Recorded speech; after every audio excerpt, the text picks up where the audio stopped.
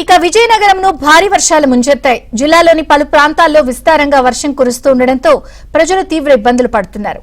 కాలువలు, చెరువులు ఉధృతంగా ప్రవహిస్తున్నాయి. అయితే ఈశాన్య రుతుపవనాల ప్రభావం ఉందని వాతావరణ శాఖ అధికారులు తెలిపారు.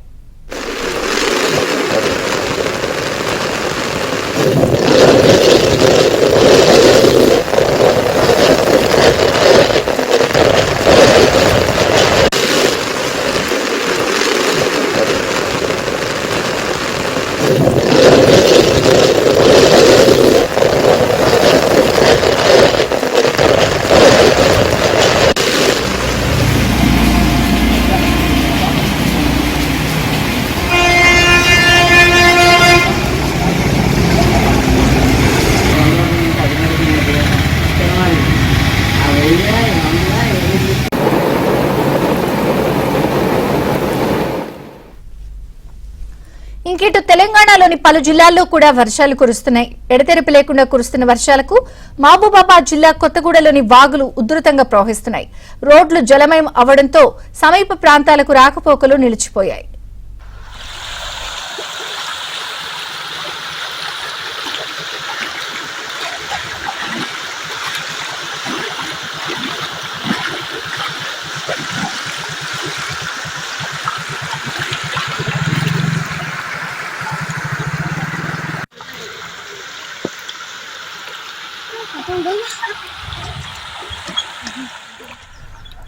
ఇక మహబూబాబాద్ జిల్లా వ్యాప్తంగా ఎడతెరిపి లేకుండా వర్షం కురుస్తోంది. కే సముద్రం వ్యవసాయ మార్కెట్ యార్డులో ఆరబెట్టిన మొక్కజొన్న తడిసి ముద్దైంది.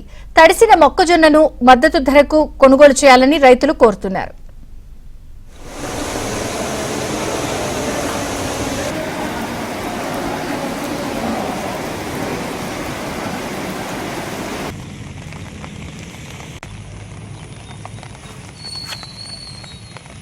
గ్రామం వాళ్ళు మొక్కజొన్న జొన్నలు ఈ ఎంచెర్ల ఎండబెట్టడానికి వస్తే వర్షం వల్ల మొత్తం తడిసి ముద్దలై అంతా ఆగమై ప్రభుత్వము మాకు ఆదుకోవాలని కోరుకుంటున్నాం.